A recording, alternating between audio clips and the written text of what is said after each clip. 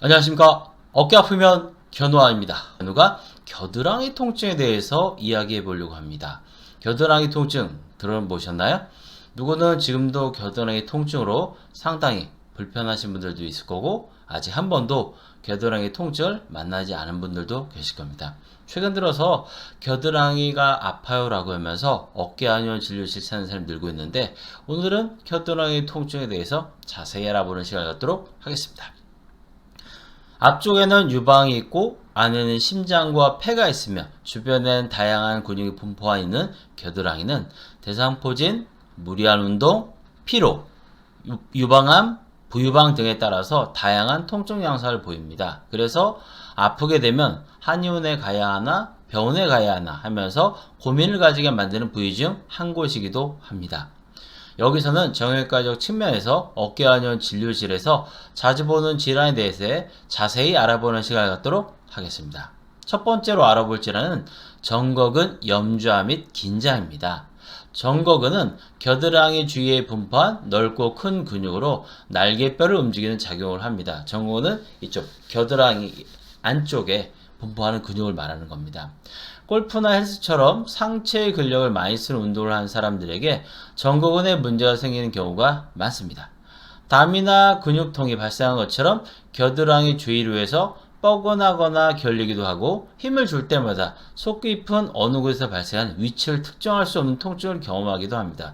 우리가 통상 어디가 아프다 하면 여기요, 저기요 라고 하시는데, 정거근 염좌 및 긴장으로 해서 통증을 느끼게 될 때는 속 깊은 어디, 이 안에 속 깊은 어디의 통증을 경험하게 됩니다. 한두 주 전에 충분한 수면과 휴식을 취하면 대개 정상으로 돌아가지만, 그런 행위를 했음에도 지속적인 불편이 남아있다면 가까운 한의원에 가서 진료를 받아보는 게 좋습니다. 두 번째로 살펴볼 질환은 근막 통증 조언입니다.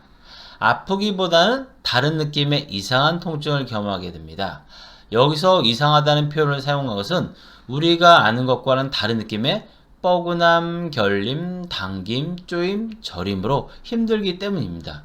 우리가 통상 통증이라는 것을 대강 알고 계세요. 뭐 맞았거나, 뭐 무릎팍을 찧었거나, 뭐 발목을 겹질렸거나 했을 때 그 아프다는 페인이라는 느낌이 있는데, 근막 통증 중에는 이런 아프다는 페인과는 달라요. 뻐근함, 결림, 당김, 쪼임, 저림. 그래서 이상한 통증이라는 표현을 하는 것입니다. 그런 이상한 불편이 2주 이상 지속될 때 의심해 볼 수 있는 증후군 중 하나로 일상생활이나 사회생활에 상당한 불편을 줍니다. 정확한 발생 원인은 알려져 있지 않지만 습관화된 잘못된 자세와 많은 관련이 있으며, 여기에 과음이나 과로, 스트레스, 불규칙한 생활습관 등이 더해지면서 증상이 발전하는 것으로 알려져 있습니다. 일부에서는 외상이나 별다른 원인 없이 특발성으로 발병하기도 합니다. 만성화되면 좌우로 하는 날개펴기 동작을 통해서 겨드랑이 통증을 완화시키거나 확인하는 경우가 있는데, 이런 동작을 하게 되면 일순간 좋아진 느낌을 받기도 하지만 대개는 근막에 대한 또 다른 자극이 되면서 근막 통증 중의 발전의 양상을 보이게 가급적 하지 않는 것이 좋습니다. 겨드랑이 쪽에 근막 통증 중이 생기게 되면 처음에는 한 번 정도, 가끔 한 번씩 이런 느낌으로 자기만의 확인법 또는 그쪽의 불편을 해소하는 동작을 하게 되는데요. 근막 통증 중이 계속 발전하게 되면 여기에 뻐근함, 결림, 당김, 쪼임, 저림, 혹은 내 살 같지 않은 느낌, 이물감을 자꾸 경험하게 되면서 자꾸 이렇게 하게 됩니다. 그럼 일순간은 좋아지는 느낌이 나지만 그쪽에 있는 근막에 대한 또 다른 자극이 되면서 근막 통증이 더욱더 발전한 패턴을 보이게 됩니다. 그래서 하루에 한 번 하던 양상이 나중엔 2-3번 하게 되고, 나중엔 계속 하게 되는 거죠. 안 하게 되면 자기만의 불편을 자꾸 경험하기 때문에 근막 통증은 더욱 발달하는 그런 패턴을 보입니다. 그래서 이 안쪽에 근막 통증이 생겼을 때는 그쪽에 대해 불편이 생기게 되어 대응하지 않는 것이 가장 좋습니다. 세 번째로 살펴볼 질환은 목 디스크입니다.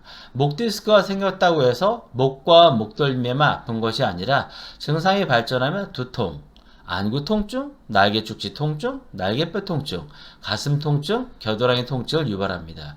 대개 목 디스크가 생겼다면 목만 아플 거라고 생각해요. 목덜미 정도는 뭐 충분히 좀 이해가 될 수도 있겠지만 대부분 목돌미 정도 생각하겠지만 그렇지 않고요. 여기서 발전하면 방산통과 연관통이 두통이라든가 안구 통증이라든가 날개 쪽지 통증이라든가 가슴 쪽이라든가 겨드랑이 이쪽으로도 방산통과 연관통이 발전할 수 있다는 거죠. 교통사고 같은 외상으로 발병하기도 하지만 대개는 잘못된 자세 등의 만성적으로 노출되면서 경추에 퇴행성 변화가 생기면서 발생하는 게 일반적입니다. 목 디스크라고 해서 목에만 통증이 생기는 것이 아니라 다양한 곳에 방산통, 연관통을 유발하게 각별한 관심이 필요합니다. 네 번째로 살펴볼 질환은 갈비뼈 골절입니다. 갈비뼈는 총 12쌍으로 이루어져 있으며 폐와 심장 등 내부 장기를 보호하고 흉곽의 팽창과 수축을 통해 호흡을 도와주는 구조물로 목 아래부터 시작해 겨드랑이 아래 등까지 넓게 분포하는 구조물입니다. 갈비뼈 골절은 직접적인 외상으로 골절이나 실금이 생길 수도 있지만 골프와 같이 몸통을 강력하게 회전한 운동에 의해서 골절이나 실금이 생길 수도 있고 다른 부위에 발생한 충격으로 골절이나 실금이 발생하는 경우도 있습니다. 다행스러운 점은 갈비뼈 골절이나 실금이 발생하더라도 2에서 4주 전에 충분한 수면과 휴식을 취하면 대개 정상으로 돌아온다는 점입니다. 겨드랑이 통증은 무엇보다 치료가 중요합니다. 그러나 가장 우선시하고 중요시하는 것은 예방이라는 사실 절대 잊어서는 안 될 것 같습니다.